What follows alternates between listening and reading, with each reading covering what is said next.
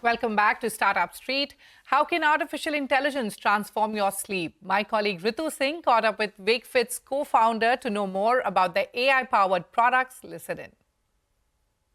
Direct-to-consumer sleep and home solutions company Wakefit today announced the launch of two of its AI-powered sleep solutions. The company, which started out as a mattress-only online brand, has now, of course, expanded into furniture and other accessories. It has an offline presence with about 65 stores, which it is adding to every other month. The company is eyeing a turnaround and says it has already turned profitable as of FY24. For more about this launch and the company's growth plans ahead, I am going to be speaking with its co-founder, Chaitanya Ramalingegowda.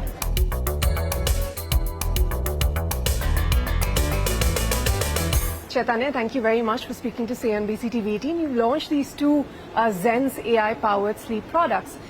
Tell us about, how big a part of your product launches is AI going to be?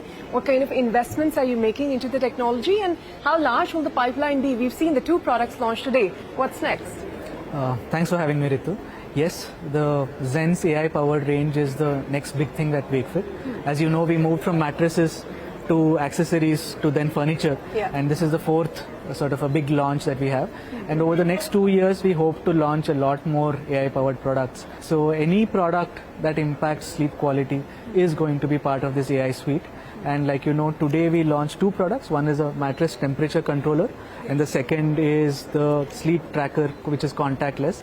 Both are AI powered, both are using proprietary algorithms, and these are really make in India products which we built from the ground up. So we hope to add more products in this. Will that require a significantly larger investment? Your last round of fundraising was in Jan 2023, a Series D round. Does that capital continue to last you, or will you be in the market to raise more then? We are profitable as a company. We were always profitable for the first 5 years of our existence. So we are now back to that. And for us, investment does not start with capital. Investment always starts with the strength of the idea and the people behind it. So even for this product, you won't believe that it wasn't money that got us here, let me assure you. It was the brains. So we put together a really, really good team just in the last 12 months who created this from the ground up. You do not require raising any more capital at the moment? We hope not to. Okay. We hope not to because the capital that was raised is still with us. And as I said, we are profitable, so we don't dip into those reserves. We run on our own merit.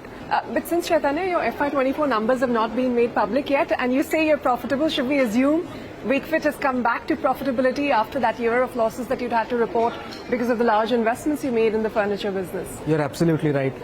We put up India's largest furniture factory, spread out over 600,000 square feet, and it's completely automated. We brought in technology from Europe, Asia and America, and that not just was the capex, but also the running and learning of that took us about that 1.5 to 2 years. So now we are back to profitability, and like you rightly said, we've not yet finalized or published, but your assumption would be correct. And in terms of top line, I know earlier in your interviews you've guided for 1,100 crores of kind of a top line for FY24. Are you on track to achieve that, exceed that? We will not be achieving that number, but we will be beating the profitability numbers that we have taken for FY24. All right. And for FY25, we are again chasing the 35% growth on the top line. Where is the bulk of this growth coming from? As we understand, 2/3 of your revenue is still coming from the mattress business, but you say the furniture business, which is about 25% of the contribution, is also growing fast. So what are the biggest legs of growth for you at this point? Pillar number one is furniture. Like you rightly said, furniture is just a 2-year-old business, very small base. So it's growing at 50, 60, 70% depending on the category within furniture. While mattress is growing at a different pace. It's a more mature, it's a 500, 600 crore business. So that's growing at a different pace. But the second big pillar is omni-channel. So 2 years ago, we did not have the retail muscle in our company. We did not have a retail presence. So now we have about 65 stores. So that's the second big pillar. Third is we have always under-invested in brand. We feel that word of mouth, our product quality, that's what has gotten us here. Now we hope to invest more and more in a steady manner into the brand world. So those are the three big pillars that we feel are sustainable. Nowhere are we saying that it's going to be an unsustainable sort of a fly-by-night growth for 6 months, 12 months. These are all sustainable pillars which you continue to put your head down and execute. it will continue to give us growth hopefully. And you say you have 65 stores already and you're growing at a fast pace.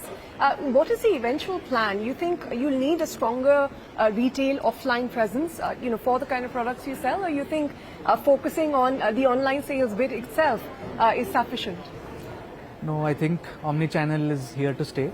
Especially for the products that you're in the market for. Yeah. Very, very clearly we see that when we open stores, the same consumers come and buy more products in the same transaction because they're comfortable talking to a salesperson, touching and feeling it. Yeah. And they also come as a family. So if you stand in front of our store and observe, a car will stop and 4 to 5 people from 3 generations will get out. So the grandparents, parents and kids. So that's the reason omni-channel is here to stay. So there we will continue to add more stores, and we don't worry so much about online versus offline. We worry about being present wherever they want. So it means if it's in tier 2, it has to be a shop in shop, sure. If it is in a tier 1, you need to be present in a large mall, sure. But the idea is to identify those locations and be present where they are. And with that, it is a wrap on this edition of Startup Street. From Shruti and me, goodbye and many thanks for